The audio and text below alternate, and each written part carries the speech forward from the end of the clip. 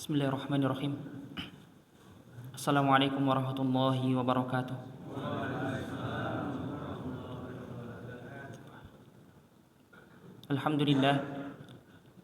Alhamdulillahilladzi hadana li hada wa ma kunna linahtadiya laula an hadana Allah. Laqad ja'at rusulu rabbina bil haqq wa nudu an tilkumul jannatu urithumuha bima kuntum ta'malun. Asyhadu an la ilaha illallah syahadatan nahya biha wa namutu 'alaiha wa nalqallahu ta'ala biha wa asyhadu anna Muhammadan 'abduhu wa rasuluhu wa safiyyuhu wa khaliluhu ballagha risalata wa addal amanah wa nasaha li hadhihi al-ummah alladhi la nabiyya wa la rasula ba'dah. Allahumma 'allimna ma yanfa'una wa anfa'na bima 'allamtana warzuqna 'ilma wa zidna 'ilma. Rabbi israh li sadri wa yassir li amri wahlul 'uqdatam min lisani yafqahu qawli. Amma ba'du. Ma'asyiral muslimin rahimakumullah. Bapak-bapak, ibu-ibu semua yang semoga Allah Subhanahu wa taala rahmati dan juga Allah Subhanahu wa taala berkahi. Alhamdulillah, puji syukur kita panjatkan kepada Allah Subhanahu wa taala, Allah yang telah melimpahkan nikmat dan juga rahmat, sehingga pada subuh kesempatan hari ini Allah Subhanahu wa taala berikan kita kesehatan dan Allah tambatkan hati kita untuk melakukan banyaknya rentetan aktivitas yang baik-baik. Dari sebelum subuh Allah bangunkan kita untuk melakukan suatu ibadah. Allah mampukan kita untuk melangkahkan kaki ke masjid dan itu termasuk ibadah. Di dalam masjid kita melakukan suatu kewajiban, yaitu sholat. Setelah sholat kemudian kita berzikir adalah suatu ibadah. Setelah berzikir kemudian Allah tambatkan dan tautkan hati kita untuk duduk di majelis ilmu. Karenanya semoga Allah Subhanahu wa taala memberikan kita banyak sekali keberkahan di dalam kehidupan kita. Ma'asyiral muslimin, Bapak Ibu semua yang semoga Allah Subhanahu wa taala rahmati dan juga berkahi. Tentunya kita sadar bahwa semakin bertambahnya usia, maka semakin perangkat fisik ini bertambah tua. Tambahnya usia, perangkat fisik ini bertambah tua. Kemudian permasalahan yang kita hadapi ini semakin kompleks. Dan kesempatan kita untuk melakukan amal ini menjadi semakin sempit. Karenanya himbauan dan tuntutan kita ketika dihadapkan dengan perkara yang demikian adalah bagaimana agar ibadah yang kita lakukan menjadi ibadah yang berkualitas. Dan ibadah yang berkualitas standarnya telah ditetapkan oleh Allah Subhanahu wa taala. Agar ibadah yang kita lakukan menjadi ibadah yang berkualitas, maka bagaimana ibadah itu harus sesuai dengan yang Nabi Muhammad SAW contohkan. Bagaimana agar ibadah yang kita lakukan ini sesuai dengan sunnah Nabi kita SAW.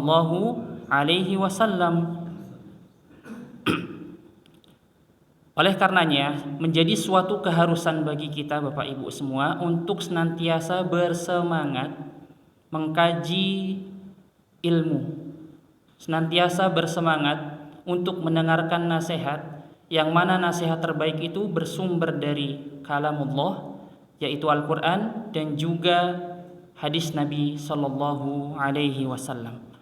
Karena tidak bisa dibungkiri Bapak Ibu, ketika kita duduk di majelis ilmu, banyak sekali faedah yang bisa kita ambil. Terkadang kita belum memahami sesuatu, belum tahu tentang sesuatu. Ketika duduk di majelis ilmu, kemudian kita menjadi tahu. Atau kita sudah tahu tapi belum paham. Ketika duduk di majelis ilmu menjadi paham. Atau kita sudah tahu dan kita sudah paham. Ketika duduk kemudian lupa. Ketika duduk di majelis ilmu menjadikan diri kita ingat kembali. Tanpa terkecuali pernah terjadi di zaman Nabi Sallallahu Alaihi Wasallam, terjadi di zaman sahabat Nabi Sallallahu Alaihi Wasallam, yaitu Abdullah bin Umar. Abdullah bin Umar ini adalah anak dari Umar bin Khattab. Ya. Abdullah bin Umar tidak tahu tentang satu sunnah yang mulia, yaitu mengusap khuf, mengusap alas kaki, mengusap sepatu. Padahal Abdullah bin Umar ini hidup di zaman Nabi Shallallahu Alaihi Wasallam, hidup di zaman Nabi Shallallahu Alaihi Wasallam, bertemu dan berjumpa dengan Nabi Shallallahu Alaihi Wasallam, bermuamalah dengan Nabi Shallallahu Alaihi Wasallam, dan banyak meriwayatkan hadis dari Nabi Shallallahu Alaihi Wasallam.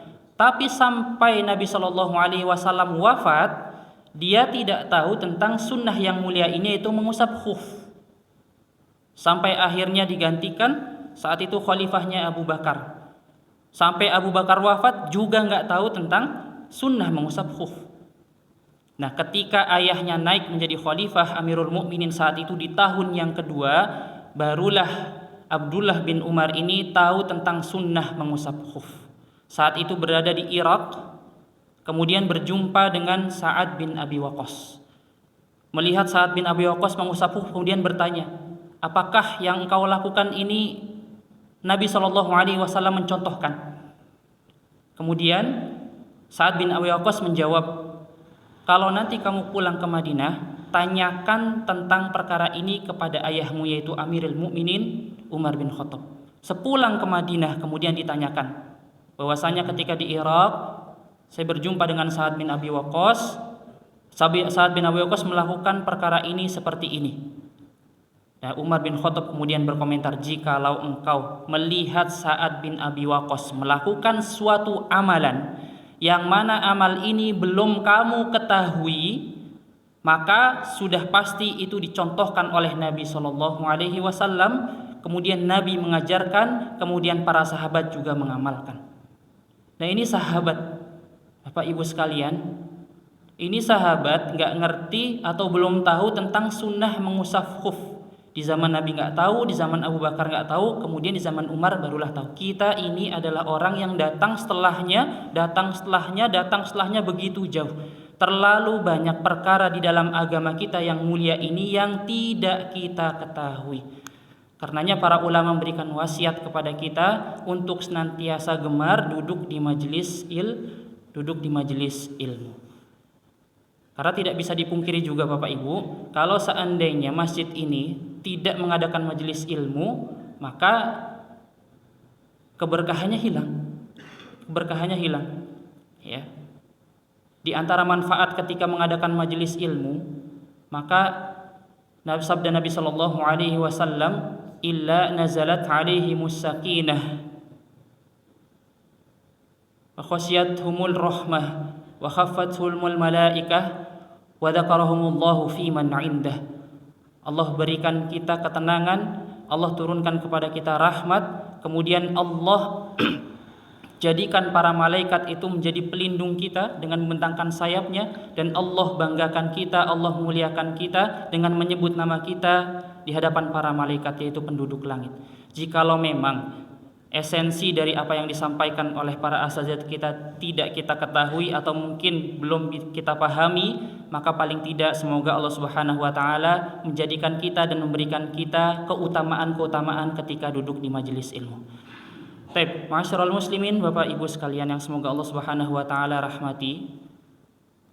Sebenarnya dan seharusnya yang mengisi pada kesempatan hari ini adalah guru kita, yaitu Ustadz Yusuf Usman Baisa LCMA. Dan qadarullah beliau tidak bisa berhalangan hadir dikarenakan ada sesuatu yang urgent yang perlu dikerjakan. Dan pembahasan beliau adalah pembahasan yang berat, bertema tentang parenting, metode dalam mendidik anak. Ini adalah perkara yang berat, ya. Karenanya untuk mengobati rasa rindu kita terhadap beliau, insyaallah diangkat satu tema yang masih beririsan dan masih berkaitan dengan tema anak, ya, dengan tema seputar anak yang soleh. Ketika beliau menjelaskan, mungkin sesuatu yang dijelaskan adalah perkara yang berat, maka pada kesempatan hari ini yang dijelaskan adalah perkara yang ringan dan insyaallah ringkas saja. Bapak Ibu semua, tentunya ketika kita berubah status menjadi orang tua, status kita berubah menjadi orang tua, maka ini adalah sesuatu anugerah dan karunia yang besar. Karena banyak orang yang mungkin kita kenal di ruang lingkup kehidupan kita sehari-hari, apakah itu keluarga, kerabat, saudara, teman kerja, tetangga, banyak sekali yang Allah Subhanahu wa taala uji belum memiliki keluarga. Di usia 40 tahun sampai 50 tahun belum berkeluarga, belum menikah, belum dikasih dan diberi kesempatan untuk dijadikan baginya pasangan atau jodoh. Dan ini termasuk salah satu ujian. Karenanya ketika kita sudah Allah Subhanahu wa taala hadirkan di dalam kehidupan kita pasangan, jodoh, maka ini adalah karunia yang besar. Sebagian orang ketika belum diberikan jodoh, ini adalah ujian, dan bagi kita yang sudah diberikan pasangan dan jodoh, ini termasuk perkara yang besar, karunia yang Allah Subhanahu wa taala berikan kepada kita. Dan jodoh yang Allah sudah berikan kepada kita, pasangan yang sudah Allah berikan kepada kita, itu sudah Allah Subhanahu wa taala catat namanya, sudah Allah tetapkan dan goreskan di Lauhul Mahfuz. Sejak kapan? Sejak 50.000 tahun sebelum Allah Subhanahu wa taala menciptakan langit dan bumi. Berdasarkan sebuah hadis yang disampaikan oleh Nabi kita sallallahu alaihi wasallam. Hadisnya riwayat Muslim, ketika Nabi sallallahu alaihi wasallam mengatakan, "Kataballahu maqadirul khalaiqi qabla an yakhluqas samawati wal ard bi khamsina alfasanah." Sesungguhnya Allah Subhanahu wa taala itu telah menetapkan takdir para makhluk 50.000 tahun sebelum Allah Subhanahu wa taala menciptakan langit dan bumi, termasuk jodoh. Karenanya jodoh kita ini yang telah diberikan oleh Allah Subhanahu wa taala adalah suatu karunia yang besar. Setelah Allah berikan pasangan dan jodoh sebagai karunia yang besar, kemudian Allah hadirkan di tengah-tengah kehidupan kita yaitu anak, dan ini menjadi karunia yang besar. Sebagaimana Allah Subhanahu wa taala firmankan, "Al-malu wal banuna zinatul hayatid dunya." Harta yang kita miliki, kemudian anak-anak yang kita miliki itu perhiasan. Ini adalah suatu karunia yang besar. Kalau kita punya emas, Bapak, punya emas antam yang kita simpan atau perhiasan ibu-ibu, ini kan suatu karunia yang besar yang benar-benar pengen kita jaga. Dan Allah mengatakan al-mal wal banun, anak ini adalah perhiasan, maka karunianya karunia yang besar. Meskipun di antara kita banyak juga yang Allah Subhanahu wa taala uji. Di antaranya Allah uji dengan kesabaran, Allah uji dengan keridhaan. Bertahun-tahun, berpuluh-puluh tahun ketika sudah berkeluarga, dihadirkan pasangannya, dihadirkan jodohnya, namun belum dihadirkan putra dan putrinya, belum dihadirkan keturunannya. Nah, di sini tentu Allah Subhanahu wa taala menjadikan hikmah bagi kehidupan mereka. Dan ketika kita telusuri, ternyata para nabi juga ada yang diuji dengan perkara yang demikian. Di antaranya Nabi Ibrahim alaihi salam dan juga Nabi Zakaria alaihi salam. Nabi Ibrahim alaihi salam itu anak pertamanya di usia berapa, Bapak? Di dalam tafsir Ibnu Katsir itu dijelaskan bahwasanya Nabi Ibrahim memiliki anak yang pertama itu di usia 86 tahun. Ya, kelahiran Ismail itu di usia 86 tahun. Kemudian kelahiran Ishak di usia 99 tahun. 86 sama 99. Kalau kita di posisi Nabi Ibrahim alaihissalam, mungkin tentu kita sudah menyerah. Namun Nabi Ibrahim alaihissalam terus berdoa dengan doa yang diabadikan di dalam Al-Quran, Rabbi habli minas solihin, gak nyerah, terus berprasangka baik kepada Allah Subhanahu wa taala.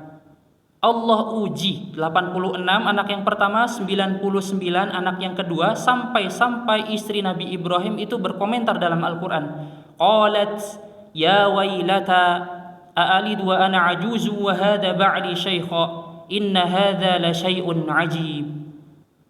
Istrinya ini bilang, ini adalah perkara yang mengherankan. Aku ini apakah akan melahirkan sementara diriku ini adalah orang yang tua, mandul, dan suamiku orang yang sangat tua. Istrinya tua, suaminya sangat tua. Karenanya di akhir dikatakan, inna hadza la syai'un ajib, ini adalah perkara yang mengherankan. Ini adalah perkara yang menakjubkan, ajib katanya. Nah, tentu kita paham bahwasanya para nabi ini adalah orang yang qanaah. Para nabi ini orang yang menerima. Makanya ketika mereka diuji dengan kemiskinan, mereka terima dan tidak protes. Ketika diuji dengan kesulitan-kesulitan hidup yang mereka hadapi, mereka terima dan mereka tidak protes. Dan ketika diuji dengan medan dakwah yang begitu beratnya, mereka terima dan tidak protes. Namun ketika Allah Subhanahu wa taala uji dengan lamanya mendapatkan keturunan, mereka senantiasa meminta kepada Allah Subhanahu wa taala. Mereka berdoa, memanjatkan doa kepada Allah agar segera diberi keturunan oleh Allah Subhanahu wa taala. Begitu pula Nabi Zakaria alaihissalam. Nabi Zakaria itu mendapatkan anak yang pertama, Yahya, itu di umur 100 tahun lebih. Artinya lebih tua daripada Nabi Ibrahim alaihissalam. Dan Nabi Zakaria alaihissalam ini tidak pernah sekalipun kecewa terhadap Allah Subhanahu wa taala ketika memanjatkan doa, sekalipun saat itu belum dikabulkan. Meskipun belum dikabulkan, terus berdoa. Sebagaimana doa yang diabadikan dalam Al-Quran, Rabbi habli min ladunka dzurriyyatan thayyibah innaka sami'ud du'a. Wahai Rabbku, anugerahkanlah kepadaku keturunan yang baik, karena sesungguhnya Engkau ini Maha pendengar dari segala permintaan, mendengar segala doa. Dan di antara doa yang lain yang ditafsirkan oleh para ulama, ada doa yang menarik dan begitu indah yang dipanjatkan oleh Nabi Zakaria alaihissalam yang termotivasi dari Maryam. Jadi kalau kita melihat silsilahnya di dalam kitab tafsir, terutama tafsir Ibnu Katsir, Pak Ibu, itu kita akan temukan Maryam sama Nabi Zakaria ini hidup semasa. Selain itu mereka masih punya silsilah kerabat. Nabi Zakaria punya istri, kemudian istrinya ini punya saudari. Nah, saudarinya ini punya anak namanya Maryam. Berarti kedudukannya keponakannya. Kedudukannya keponakan Nabi Zakaria dari jalur istri. Nah, setelah orang tua dari Maryam ini wafat, kemudian diasuhlah oleh Nabi Zakaria dan istrinya, ya, kemudian dilindungi. Nah, Maryam ketika di mihrab senantiasa beribadah kepada Allah Subhanahu wa taala, berkholwat kepada Allah Subhanahu wa taala, dan Allah banyak berikan rahmat kepada Maryam. Allah berikan banyak karomah kepada Maryam. Salah satu karomah yang didapatkan oleh Maryam dari Allah Subhanahu wa taala adalah Maryam Allah berikan buah-buahan dari surga. Allah berikan buah-buahan dari surga. Ketika musim panas, maka yang diberikan oleh Allah Subhanahu wa taala buah-buahan musim dingin.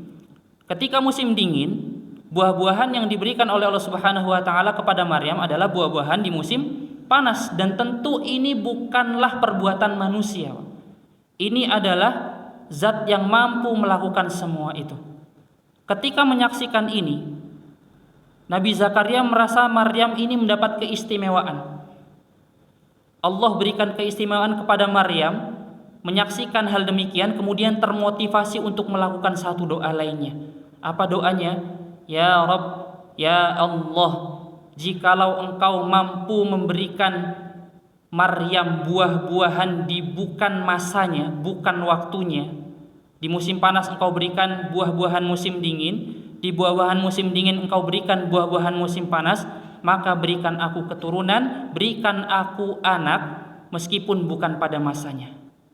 Di masa yang tua bukan lagi masa memiliki anak, tapi terus meminta kepada Allah Subhanahu wa taala, maka Allah Subhanahu wa taala kabulkan doa Nabi Zakaria alaihi salam.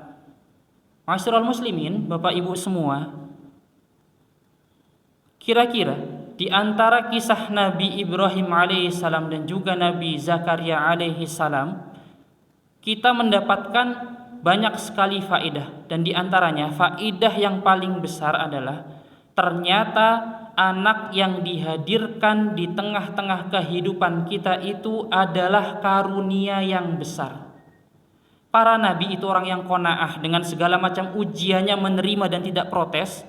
Namun ketika tidak dihadirkan keturunan, mereka terus meminta kepada Allah Subhanahu wa taala. Ini menunjukkan bahwasanya kedudukan anak di tengah-tengah keluarga itu menjadi karunia yang besar.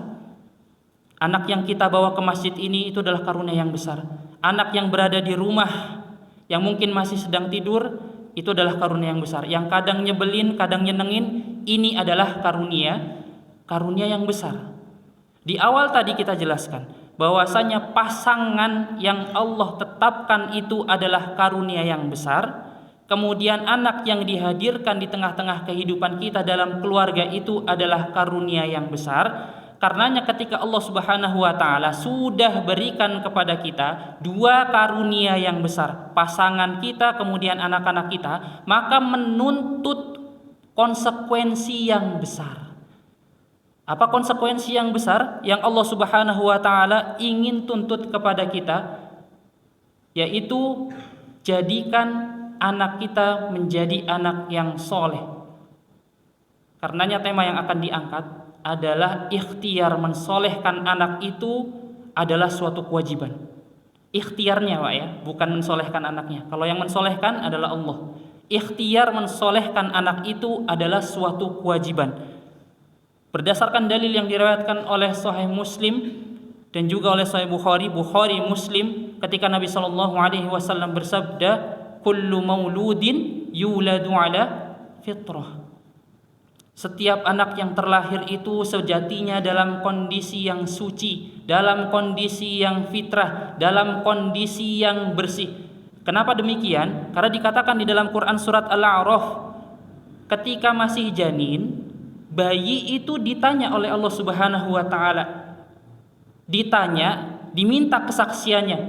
Allah mengatakan, alastu bi rabbikum, apakah aku ini adalah Rabb kalian? Kemudian janin di dalam rahim, mereka menjawab, qalu bala syahidna, iya, dan kami bersaksi bahwasanya engkau adalah Rabb kami. Maka ketika kita sinambungkan, maka ini masih terkait. Sejatinya bayi yang terlahir itu adalah bayi yang suci, yang bersih, yang mengenal Rabbnya. Karenanya di potongan hadis berikutnya Nabi SAW menjelaskan, fa abawahu yuhawwidanihi au yunassiranihi au yumajjisanihi. Maka ayahnya lah ya yang punya peran untuk menjadikan anak tadi itu yang masih janin kemudian terlahir menjadi bayi. Ayahnya yang punya peran untuk menjadikan apakah bayi ini menjadi orang Yahudi, menjadi orang Nasrani, atau menjadi orang Majusi. Karena sejatinya di awal beriman dalam kondisi yang fitrah. Karenanya kita sebagai seorang muslim, apakah anak-anak kita benar-benar dijadikan menjadi orang yang beriman kepada Allah Subhanahu wa taala, mengenal Rabb kita, mengenal agama kita yang mulia ini, atau memang dibiarkan begitu saja? Inilah konsekuensi yang besar. Meskipun anak itu kedudukannya sebagai zina, perhiasan, tapi tidak hanya sebagai perhiasan saja. Tidak hanya sebagai tongkat estafet yang akan meneruskan usia kita pada generasi berikutnya. Karena sejatinya Allah ketika menghadirkan anak dan keturunan di tengah-tengah kehidupan kita, Allah itu ingin menjadikan hikmah. Ya. Allah ingin menjadikan hikmah.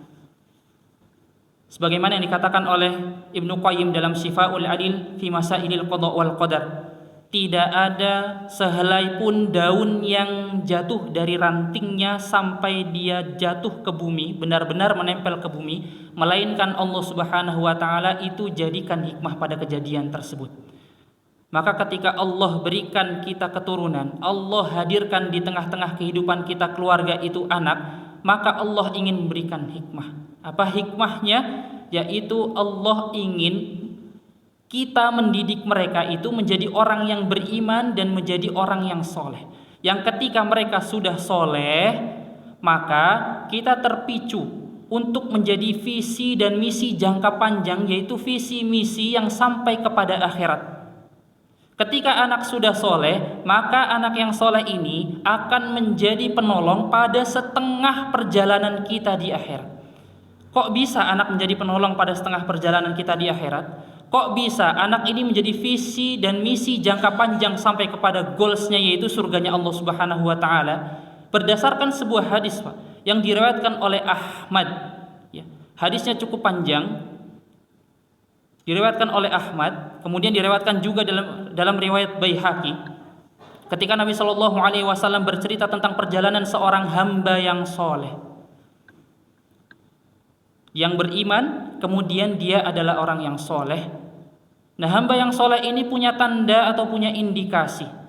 Di antara tanda kesolehan seorang hamba itu di akhirat nanti ditandai dengan hisabnya ringan dan perjalanannya mudah, sebagaimana Allah katakan fasaufa yuhasabu hisabai yasiro, dan dia akan dihisab, akan dihitung dengan perhitungan yang mudah. Ini tanda orang yang beriman dan orang yang soleh.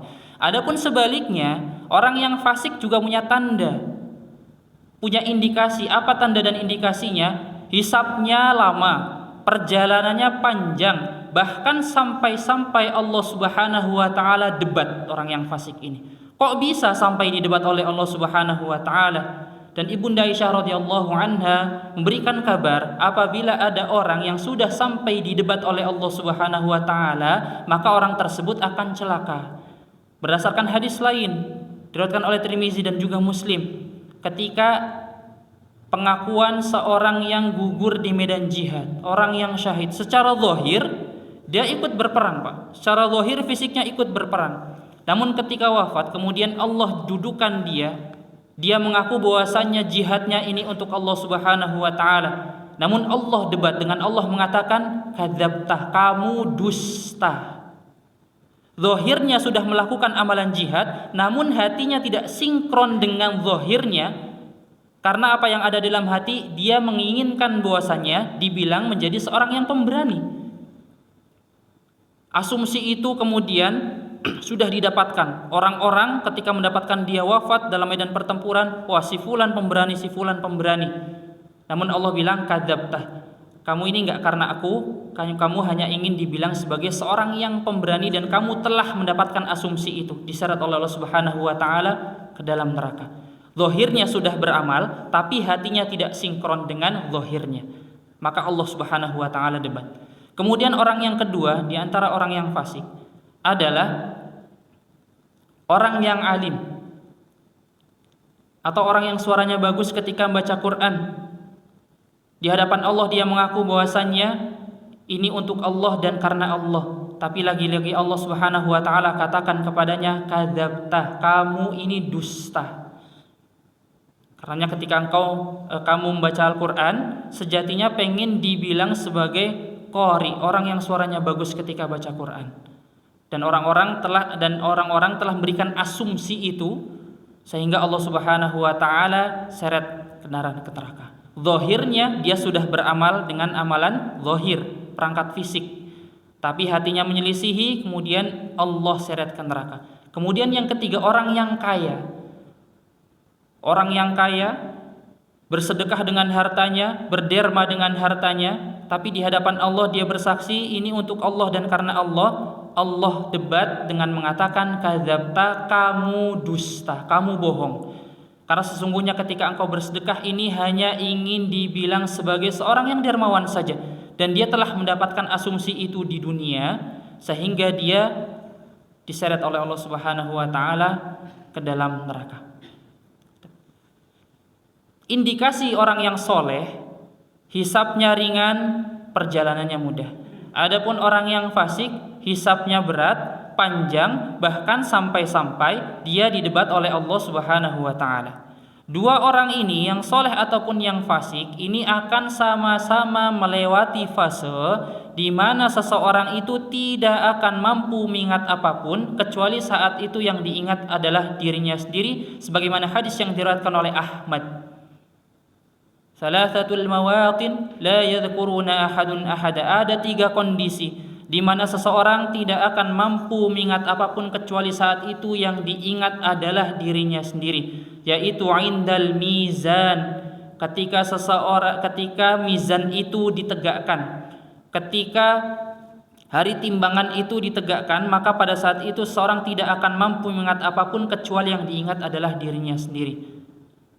Wa indal kitab, dan ketika hari catatan amal diberikan, pada saat itu seseorang tidak akan mampu mengingat apapun. Saat itu orang-orang akan fokus apakah dirinya menerima catatan amalan dengan tangan kanan sebagai tanda kebaikan atau tangan kirinya sebagai tanda keburukan. Dan yang ketiga, indas sirat, yaitu ketika seseorang menyeberang sirat. Maka pada saat itu manusia tidak akan mampu mengingat apapun kecuali yang diingat adalah dirinya sendiri. Para ulama berkomentar terhadap hadis ini, hadisnya lemah karena sanadnya. Tapi makna daripada hadis ini adalah sahih sebagaimana dikuatkan di dalam ayat Allah Subhanahu wa taala Quran surat Abasah, yauma yafirrul mar'u min akhi. Pada hari itu saudara itu akan lari, orang-orang itu akan lari dari saudaranya. Wa ummihi wa abi, lari dari bapak dan ibunya. Wa sahibatihi wa bani, lari dari pasangannya, lari dari anak-anaknya. Likulli imri'im minhum yawma idzin sya'nu yughni, karena pada saat itu masing-masing orang itu punya urusan yang menyibukkan dirinya sendiri masing-masing. Jadi konsentrasinya hanya kepada dirinya sendiri. Hadis tadi sanadnya lemah, tapi maknanya sahih berdasarkan firman Allah Subhanahu wa taala Quran surat Abasa. Orang yang soleh dan orang yang fasik akan sama-sama melewati 3 fase ini. Mereka semuanya amnesia, nggak bisa nginget apapun.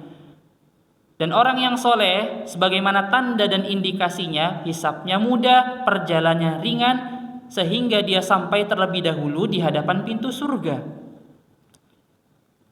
Di mizan dia amnesia, kemudian di sirat dia amnesia.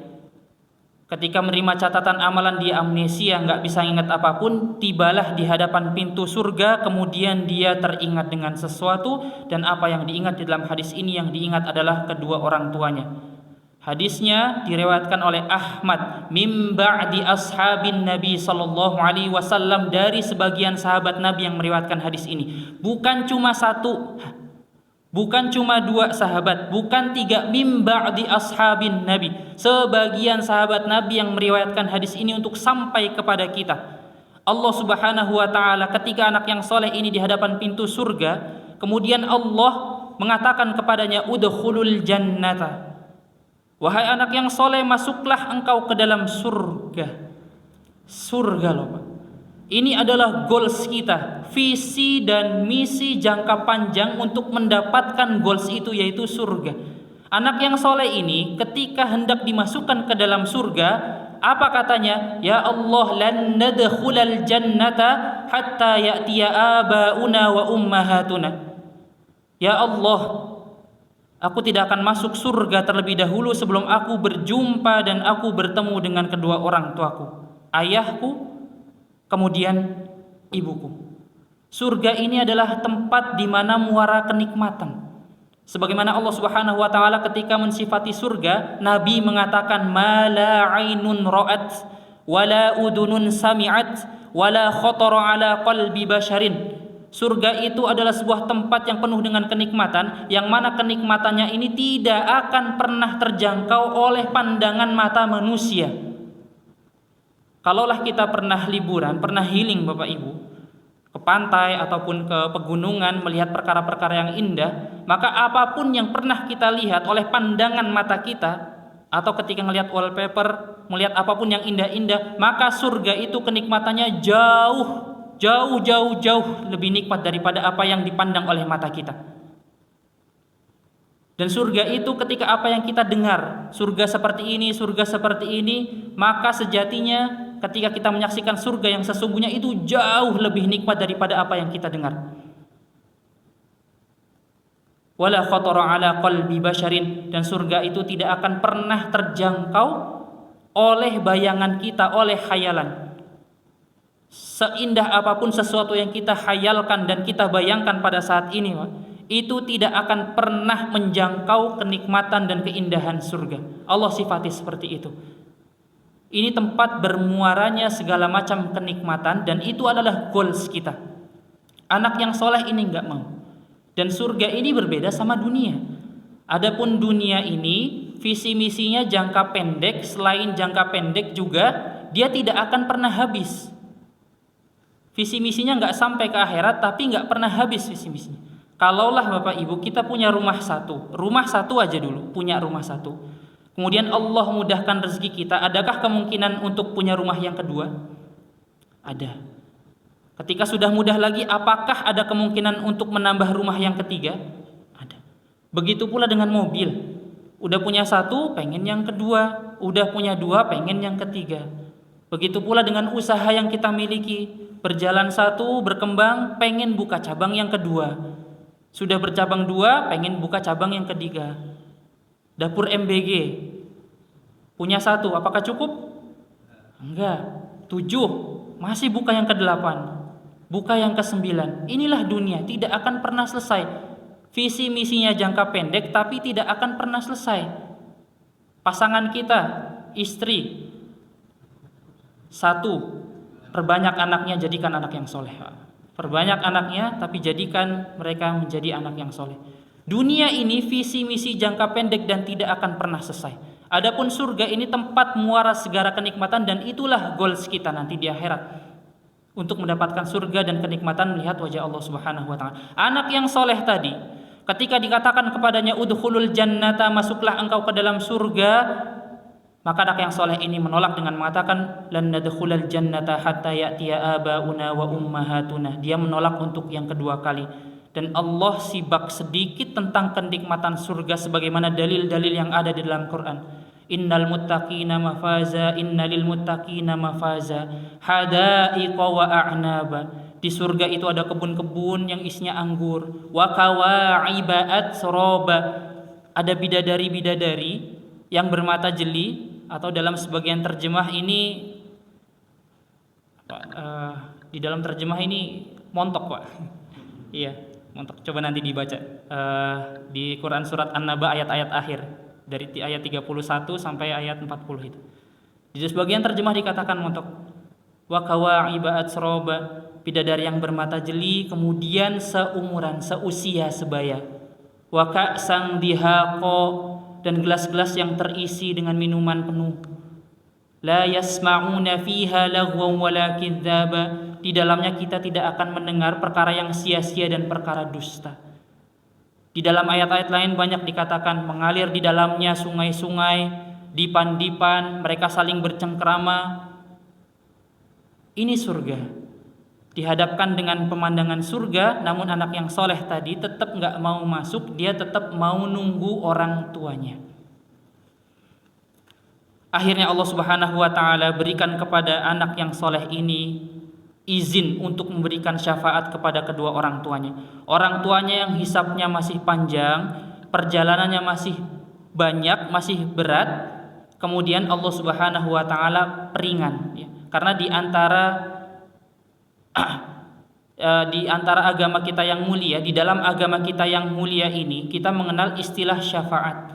Ada syafaat yang diberikan oleh Nabi kita sallallahu alaihi wasallam kepada umatnya. Ada syafaat yang diberikan oleh orang-orang yang syahid, ya, mereka gugur di medan pertempuran, gugur di medan jihad, kepada anggota keluarganya. Ada syafaat yang diberikan oleh para penghafal Quran kepada orang tuanya, yang mana nanti akan diberikan tanda untuk diberikan mahkota di kepala orang tuanya. Ada pula syafaat yang diberikan oleh anak-anak yang soleh kepada kedua orang tuanya berdasarkan keumuman hadis yang sedang kita bacakan ini. Diberikan syafaat anak yang soleh ini, diberikan izin oleh Allah Subhanahu wa taala untuk memberikan syafaat kepada orang tuanya.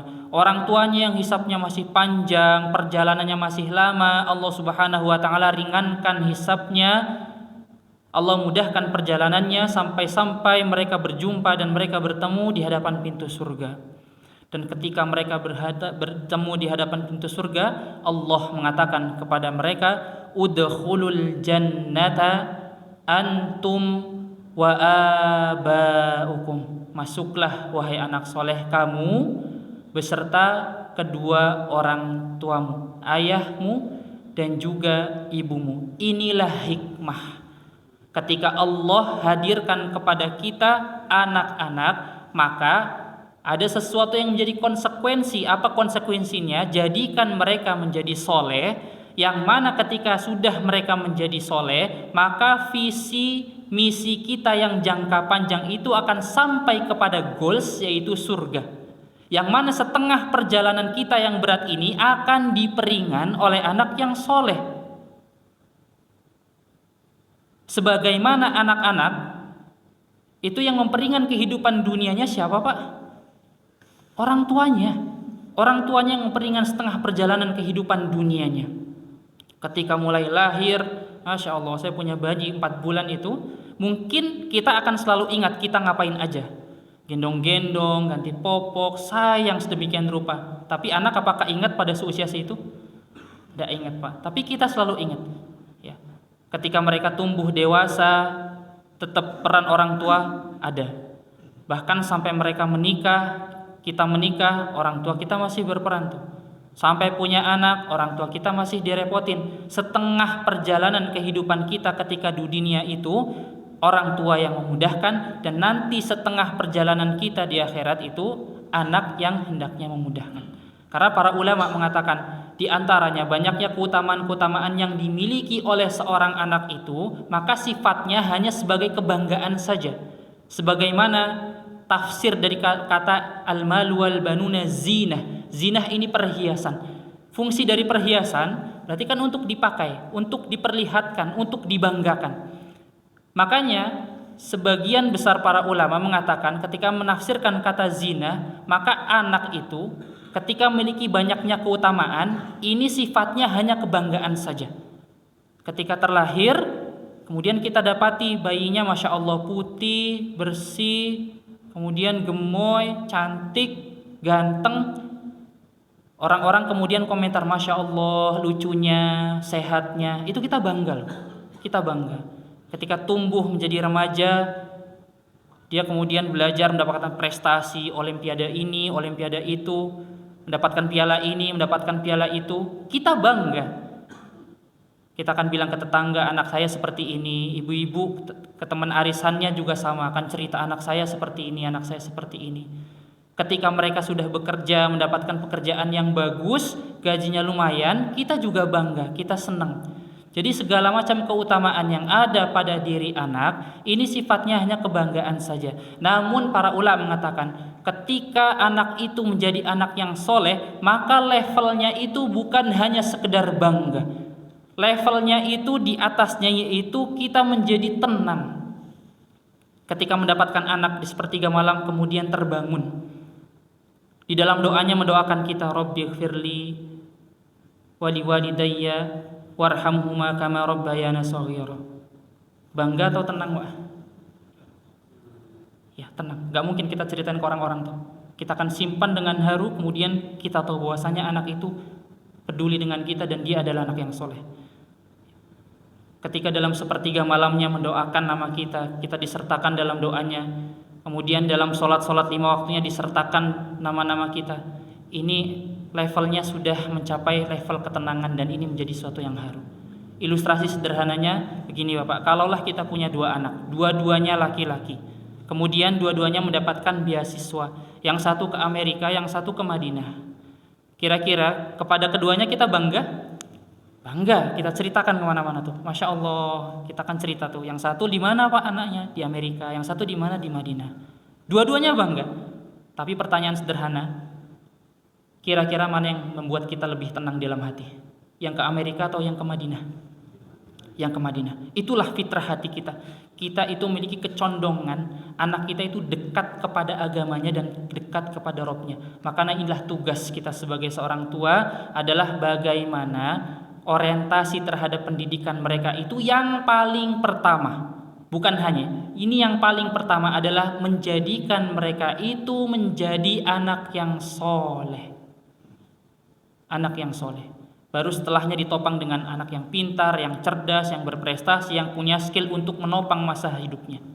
Karena kesolehan seorang anak ini akan memperingan setengah perjalanan kita sebagai orang tua di akhirat kelak, sampai-sampai Allah Subhanahu wa taala mengatakan kepada kita, udkhulul jannata antum wa abaukum. Masuklah kamu beserta kedua orang tuamu ke dalam surga. Dan inilah doa-doa yang diminta oleh nabi kita, para nabi kita, di antaranya Nabi Ibrahim alaihissalam ketika berdoa, Rabbi habli minas solihin. Nabi Zakaria ketika berdoa, Rabbi habli min ladunka dzurriyyatan thayyibah innaka sami'ud du'a. Begitu pula karakteristik hamba-hamba yang ibadur rahman dalam Quran surat Al-Furqan, Rabbana hab lana min azwajina wa dzurriyyatina qurrata a'yun waj'alna lil muttaqina imama. Wahai Rabb kami, anugerahkanlah kepada kami pasangan kami dan keturunan kami yang qurrata a'yun. Apa itu qurrata a'yun? Menyejukkan mata dan menenangkan hati.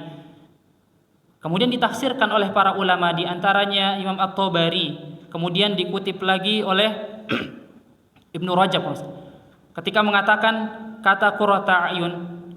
Imam At-Tabari mengatakan laisa syai'un aqarra li'ainil mu'min min ayyara zaujatahu wa auladahu muti'ina lillahi azza wajal. Tidak ada yang indah dalam pandangan seorang suami melainkan keindahan itu hadir pada diri istrinya dan juga anak-anaknya, tapi ada syaratnya, muti'ina lillahi azza wajal, ketika istri dan anak-anaknya itu taat kepada Allah Subhanahu wa taala.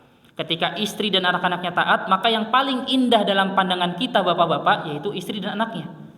Begitu pula sebaliknya, tidak ada yang indah dalam pandangan seorang istri melainkan keindahan itu hadir pada diri suaminya dan juga anak-anaknya ketika taat kepada Allah Subhanahu wa taala. Ketika bapaknya sudah taat, kemudian ibunya sudah taat, maka kita kembalikan kepada anak. Tidak ada yang indah dalam pandangan seorang anak melainkan keindahan itu hadir pada kedua orang tuanya, ayahnya, ibunya. Syaratnya muti'ina lillahi azza wajal, yaitu taat kepada Allah Subhanahu wa taala. Dan inilah pesan yang terakhir, sebagaimana Allah Subhanahu wa taala katakan kepada kita dalam Quran surat At-Tahrim, ya ayyuhalladzina amanu qu anfusakum wa ahlikum nar. Wahai orang-orang yang beriman, jagalah diri kalian, kemudian jagalah keluarga kalian dari api neraka.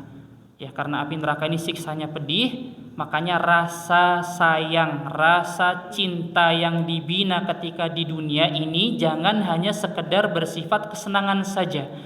Namun rasa sayangnya itu ditunjukkan bagaimana supaya akhiratnya itu selamat. Karena para ulama ini membedakan antara mahabbah dengan mawaddah. Mahabbah ini rasa sayang yang ditunjukkan supaya menyenangkan pasangan, menyenangkan anak saja. Contohnya gini Pak, kalau kita ngajak anak dan istri makan di luar, mereka senang? Kita sayang, kita cinta sama dia, kita buat senang. Ini mahabbah.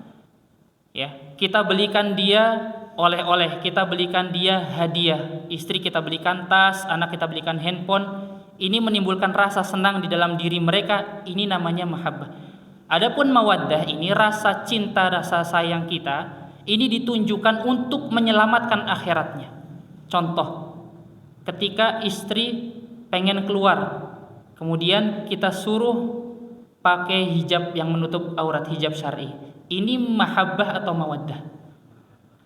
Mawaddah, karena rasa sayang kita ini bertujuan untuk menyelamatkan akhiratnya.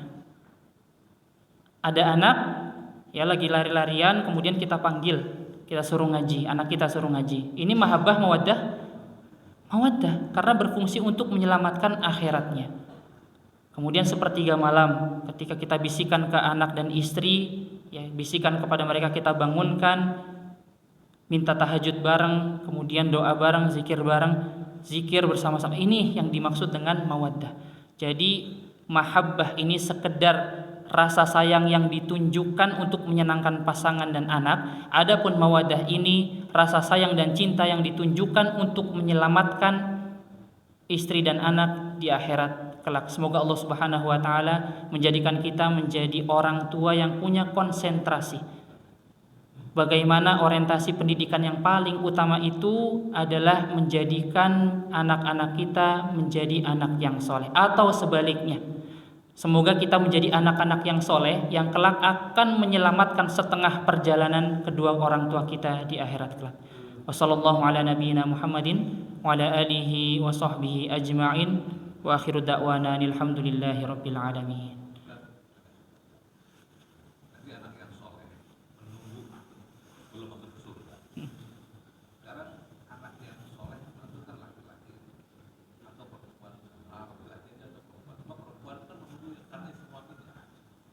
Iya.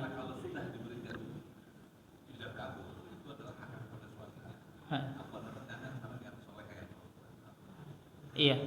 Berdasarkan hadis ini keumuman tidak spesifik dan tidak didapatkan perkataan para ulama anak laki-laki ataupun perempuan yuqalu lil wildan, dikatakan kepada anak-anak yang soleh.